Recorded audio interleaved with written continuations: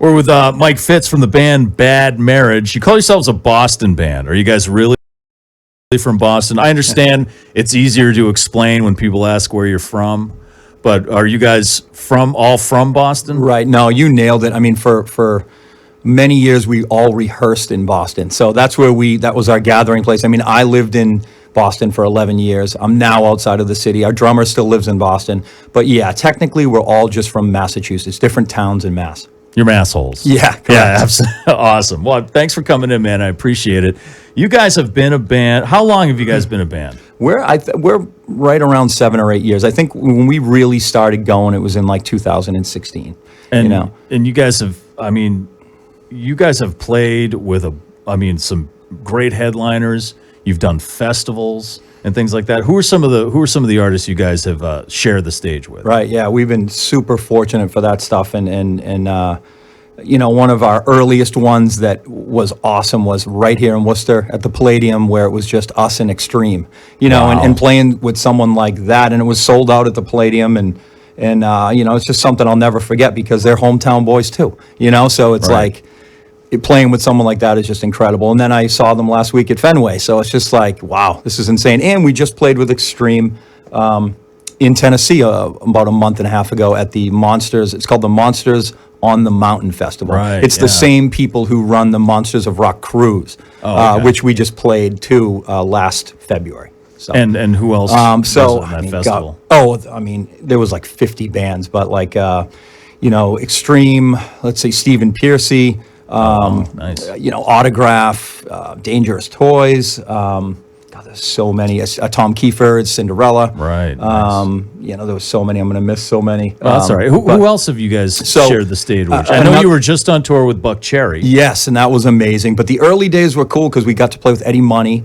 Man, Yeah, really? yeah. Wow. And that was in Boston. That was at the at Royale, used to be called Roxy. Right. That was super cool, and he was just so cool.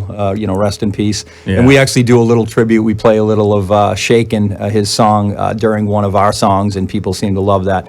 And we never would have done that unless he wasn't so cool to us. You know what I mean? Yeah. It's like so. Other than that, we also got to play with Scott Weiland in obviously just before he passed away. So those are just cool because, those are the greats and they're not here anymore. So we cherish those. We've played with LA Guns a bunch, Dokken, all the great 80s kind of hair metal-y rock bands. But our biggest ones are, like we just got off the road with Buckcherry, who are just an amazing band, not only live, but they're just the coolest dudes, and they were very nice to us, and that goes a long way with up and coming bands like us, who are kind of just hitting the touring circuit, But like we mentioned off the air, Tesla has been our biggest. We're just most thankful for them because we've. Before COVID and even after COVID hit, we've done probably 50 shows with them, and they've kind of taken us. Yeah, it's on probably 3 or 4 different tours. And they've just been so incredible to us, and that's who we're most thankful for, kind of taking us under their wing. They're kind of like our big brothers. That's awesome. Yeah. It's great when someone you really admire is anyway at least nice to you. Yeah, it's like because I've been fortunate in this job to meet some of the people I really admire. Unfortunately, some of them have been kind of jerks, right? And it kind of ruins it for you. But when they like come through and they're cool with you and they even help you out. That's such a great thing. What, like you've played with so many bands, with so many artists, veteran artists, like a lot of them you've mentioned. You guys are a pretty straight ahead rock band, right? That's a fair way to describe your sound. 100%. No bullshit. No. Plug it in, turn it up, drink some beers. Yep. Let's party band. So of all those bands like you've mentioned, what's some of the more valuable advice, if you can remember, that you've got from some of those guys? I remember Frank Hannon telling me a couple times, and Brian Wheat, these are Tesla guys. Yeah. Is just to keep doing what we love, right? And just keep it going and keep it natural. You know what I mean? And not overthink things. And I'm mostly talking about in the songwriting process. Everyone wants to come out with something new and something that's different. But, at the end of the day, you got to do what you love and what you're comfortable with. So, I tell the guys in Bad Marriage that, as long as all of us are on the same page, the same goals, and we're all happy doing what we're doing, and we can tell when we're on stage. You know when someone's like, does he really want to be here? Right. And fortunately, we don't have any of those issues yet. Yeah. So we're just going to keep rocking and writing some kick-ass tunes, and that's it. Just keep seeing how far we can take it. And as far as your tunes, like, so what? Do you guys have an album out? Yeah, we have. Right? We have a few. Yeah. Okay, so how many albums do you guys have? So we have 2 full-length albums out. Okay. One's just self-titled, and the second one's fairly new. I think it came out in 19. Okay. And it was just called Bad Marriage 2, kind of like Led Zeppelin. And this is all 2. original. Yeah. No, Because you guys aren't cover band. You guys do all. Yeah. I mean, this is all you guys. Right. Now, we will play some longer sets. Like, for example, every year we play in Laconia, the Bike Week, during that festival, and we play our favorite little hole dive bar called the Looney Bin. And so we have to play 3 hours. Yeah. So obviously, you throw in all of our favorites. We'll throw in some AC/DC classics, some ZZ Top, some Judas Priest. So we do all that cool stuff, and it's fun, and we have a blast doing it. But yes, at the end of the day, we are an original band, like tried and true. So you write your own tunes. You got a couple albums out that you guys recorded yourself too. Yeah. I after one of my older bands broke up, whether it was money or financial or just how local bands implode. You just get to a certain point and you kind of fizzle out. But so that led me to be like, I got to learn this recording thing, because it'll not only, if I start another band, it'll save us a lot of time and money, and it's a good trait for me to learn. You know what I mean? So I started buying recording gear, and that's I do all of the Bad Marriage stuff. Now we do have an EP coming out. We actually flew to Sacramento during COVID to Brian Wheat from Tesla's studio, and we recorded a 5-song EP, which we're going to start putting out in January. So that's co-produced. No, it's produced by him and co-written by him. So you're pretty tight with those guys. Yeah, I'm telling you. That's awesome. They've been a blessing. So you guys do it all yourself. This is a total DIY. Yeah. You're a working band. You're not some kind of part-time band. No. You guys are doing it for real. What is the hardest part for an independent working band? Like, what's the hardest thing to cover? Yeah, so just to touch on what you said, at the beginning of that is, we're not signed. Right. We don't have a manager. I mean, I'm the manager, for right now. Like, I kind of handle all that stuff, We do our own booking. So we don't have a booking agent. We don't have a manager. We don't have a record label. So we are doing it all ourselves. So that's the perfect question that you asked. But, the one thing is, what people say, and they don't mean it. They mean it as a good thing. Is like, and I've heard it my whole life. Is, it just takes that one person to discover you, and one person to hear that one song, or you just need that one. Well, as nice as that is to think about it, it's not the case these days, where there's no label that's gonna discover you. You know what I mean? You need to already have built your army, and that's what I tell the guys, and that's what we've been doing for 7 or 8 years is building a Bad Marriage army, like fan by fan, one by one, treating them like family, and just going from there. And seeing it build is amazing. But that's the advice, is just, you have to do it yourself, but you have to put the work in. And another point that I always bring up to younger bands, because I produce and I help record bands that I like, is everyone's cool in a band room, right? Everyone's psyched to be there. You're on top of the world. You might write a new song. You might be rehearsing a set list for, you're opening up for whoever, right. But then when you leave that band room, what happens? You go back to your regular life, your couch, your job, your dog, your girl, your boy, all that stuff.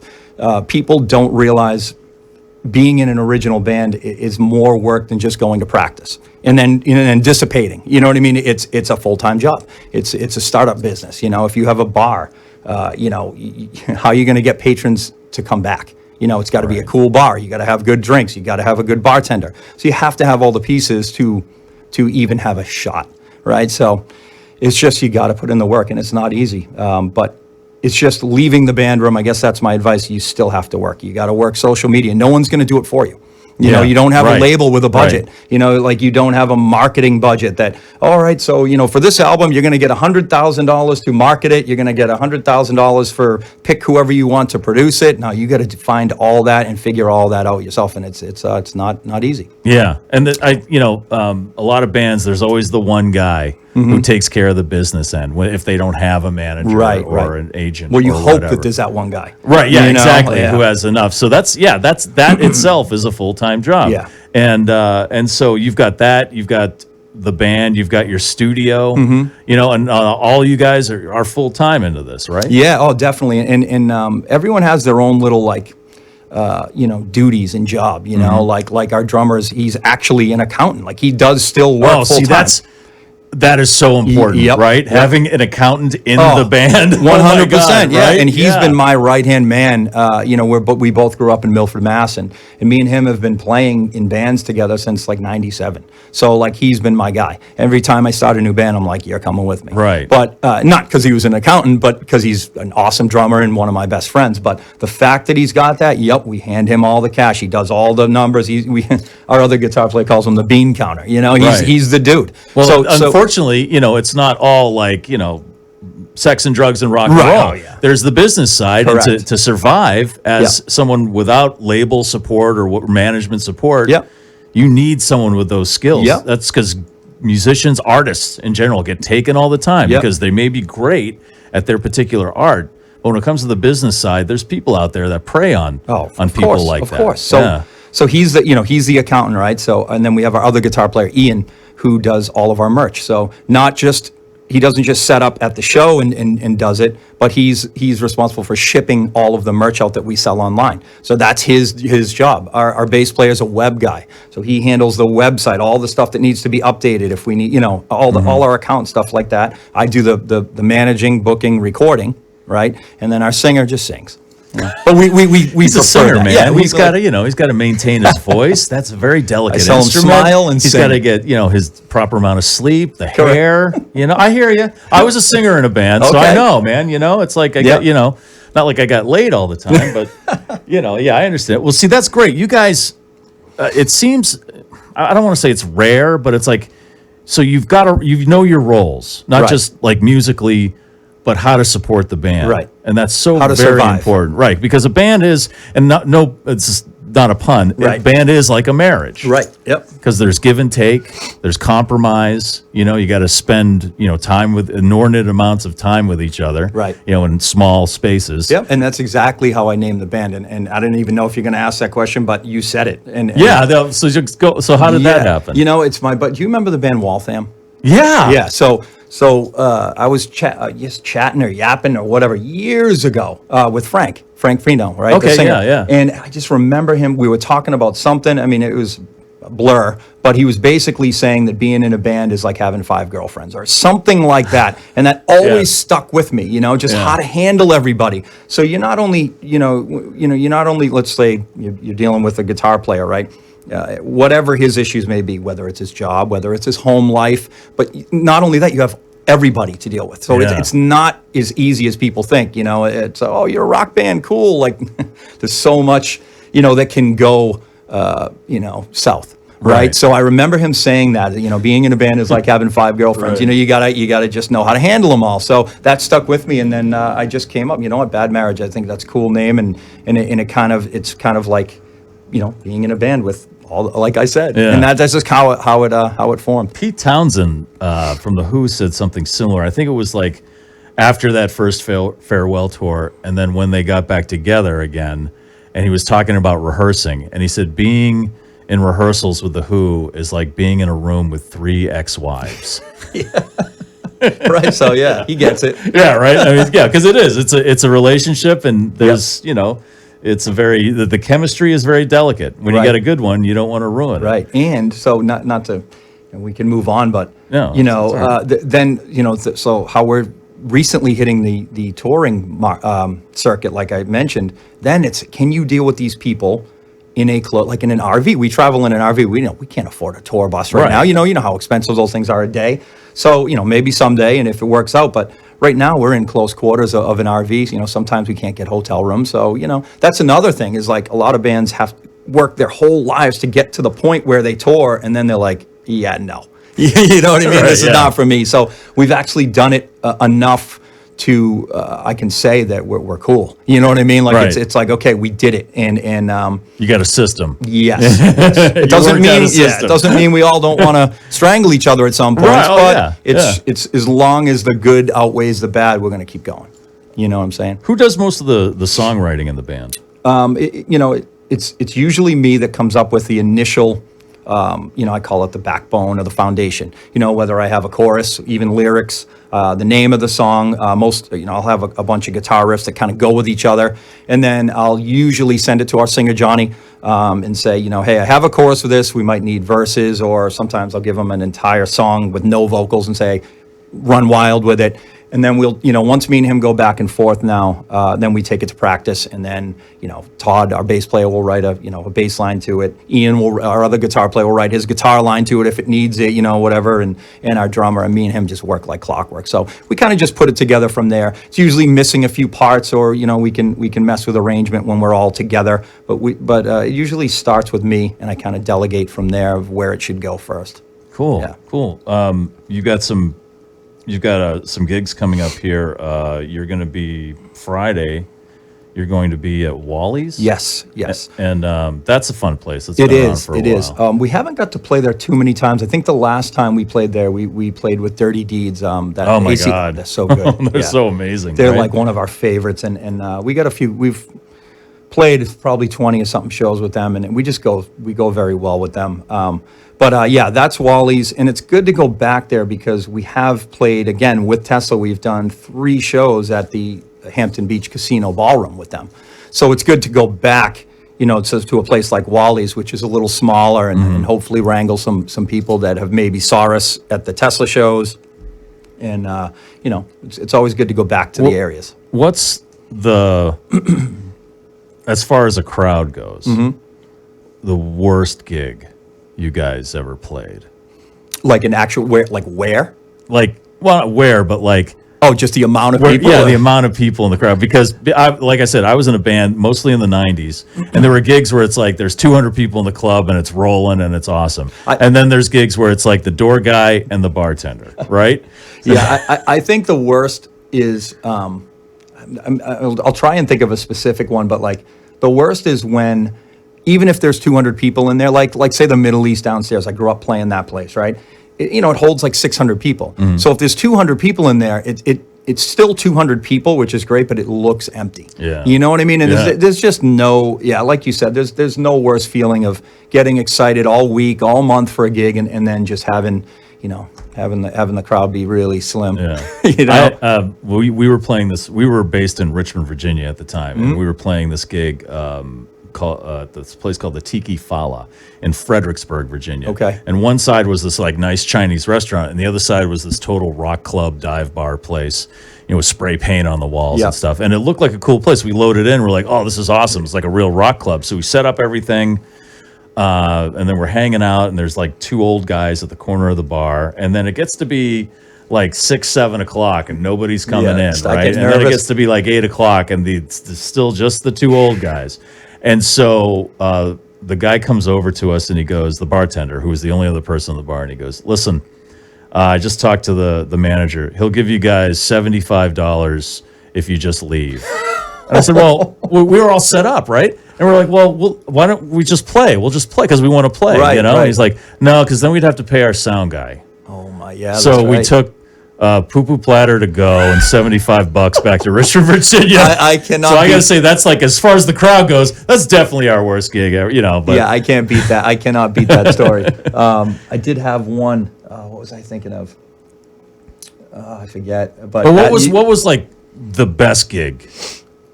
Oh yeah. I mean, whether it was 10 people or 1,000 people. Yeah, I mean, aesthetically, like looking out, because that's every kid's dream, right? Is to have your instrument. Whether I'm a guitar player, is to just look out and see a sea of people, right? Yeah.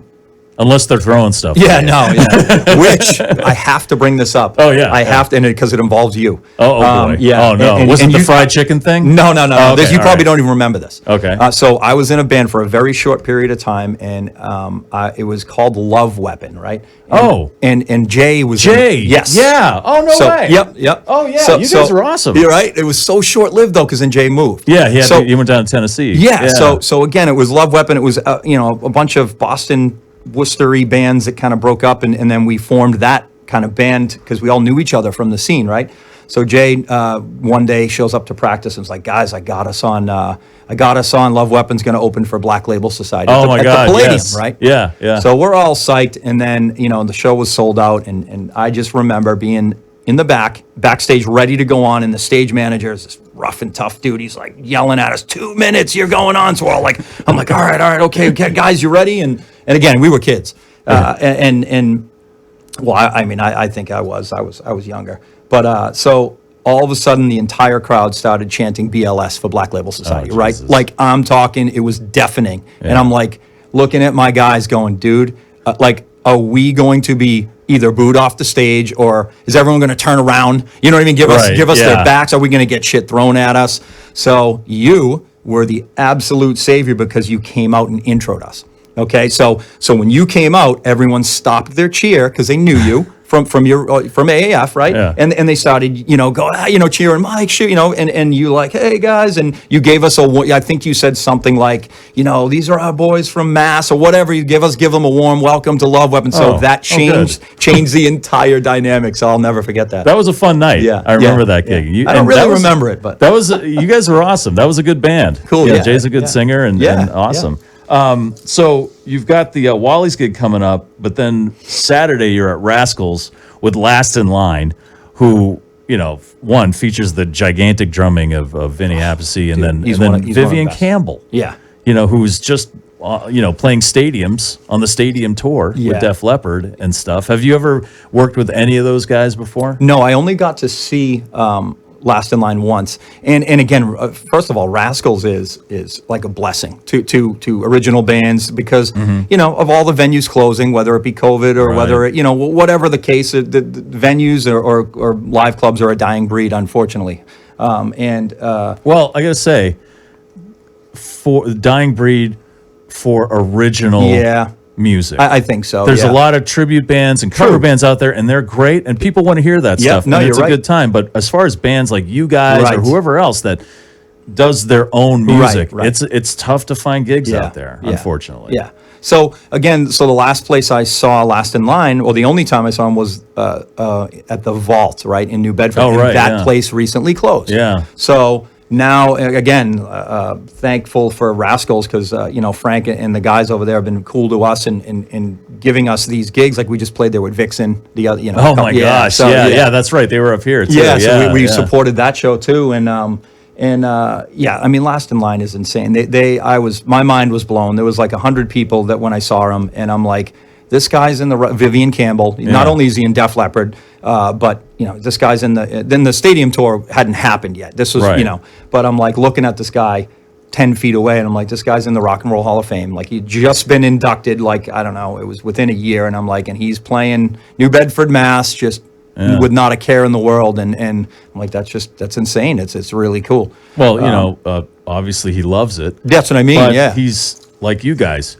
That's his job. Right. He's a working musician, man. 100%. And as long as he's enjoying himself, you get those session guys. I don't know if you've ever done session work, but it's really. They're playing on stuff and they're just amazing because they can play any style of music and stuff, but they're not always enjoying it. Right. It's literally a job for them, almost like a cubicle job. Yeah. But then if you're really loving it, that's just icing on the cake. Yeah. Yeah. So dude, that should be fun. Are you coming Saturday night? Oh yeah, absolutely. I got to see that because I love Dio. Oh, dude. And just to, last time I saw Dio, it was that Iron Maiden tour a few years ago with Motorhead. Yeah, over here down the street. Oh my God, so good.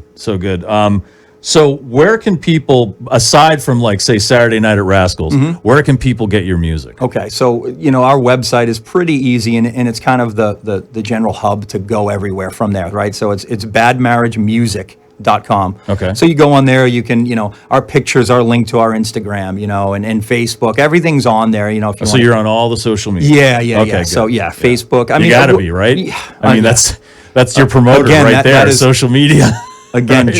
just handling just one, like Facebook or whatever, is a full-time job. Yeah. If you really want to do it right. It is. Now, Social media is a full-time You can put a job, picture yeah. up here, one or the other, but you're doing yourself a disservice because you Right. have to stay on it. And again, that just goes into that whole working man's band, and you have to stay on it. Right. But yeah, I mean, we have most of our luck has been on Facebook, so we're most active on there. Okay.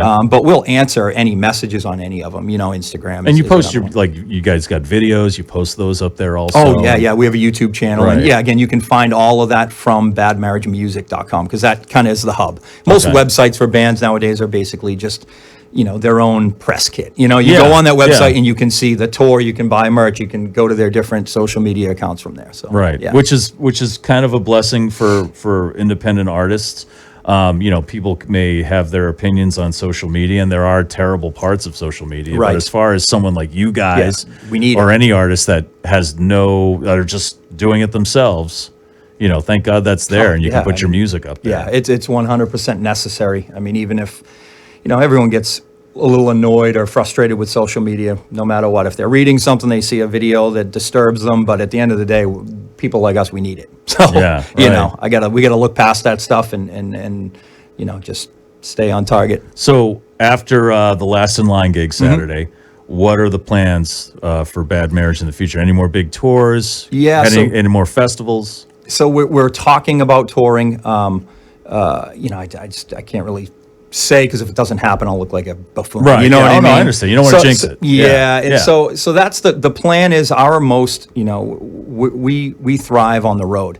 We just see it. We can Yeah. tell. Like our first big test was I told everyone too. I'm like, look, we're going on tour with Tesla. We're gonna know within the first 3 or 4 shows.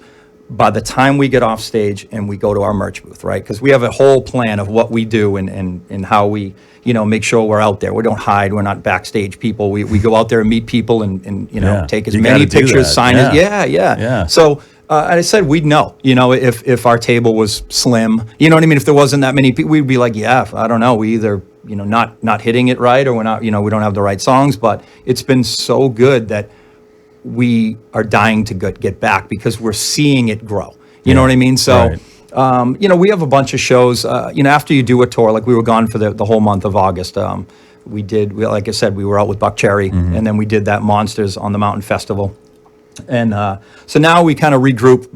We keep writing and rehearsing, and then we have a bunch of hometown. I call them hometown gigs, right? In the New England area to make some money back. Right. So you spend all this money, with getting merch because you never want to sell yourself short on merch. You don't want to run out. So if you have extras, that's cool because you're going to sell them, right? So we Right. put a lot of money up front, so we gotta kind of replenish that and just keep going.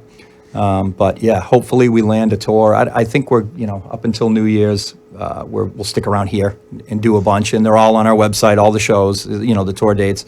But ultimately, we need to get back on the road, whether it's with Buckcherry or Tesla or someone new. I was talking to the lead player from Stephen Piercy, and he was just like, he was just singing. He was such a cool dude. He was on a podcast and that I jumped on.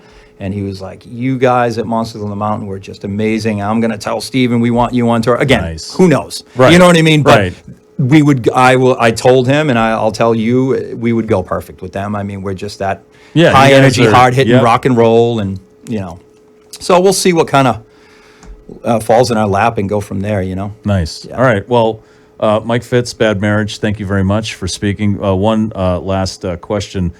Worst road food you'd have ever had? Because I know you guys spent, like you said, you spent a lot of time on the road. Yeah. I'm sure there's some questionable things you've eaten. Gas station sushi, You haven't eaten. No, it. no, Okay, no. all right. I was going to say that's a no-brainer for anyone. No, we call them roller dogs. So it's just when you have to go into the gas station and there's nothing left. Like we were just in Montana, South Dakota, North Dakota, and I mean it's desolate. Like when you're on that one highway, you Right, you have a it's pilot. sparse. Yeah, whatever the gas stations are, and you go in and we call them those dogs the hot dogs that roll. We call them roller dogs. Oh, so yeah. when you have any more than one of those every other I don't know, 6 hours, that becomes like you dread them. And it, you know, and it could be 3 in the morning. It's like, all right, we need gas. And oh God, I guess it's roller dogs for everybody again. You know what I mean? And it's just grim. It just, So I guess that's the worst is, any roller dog anywhere. Yeah. Right, yeah. All right, well, hopefully there'll be better roller dogs in your future anyway. Yeah.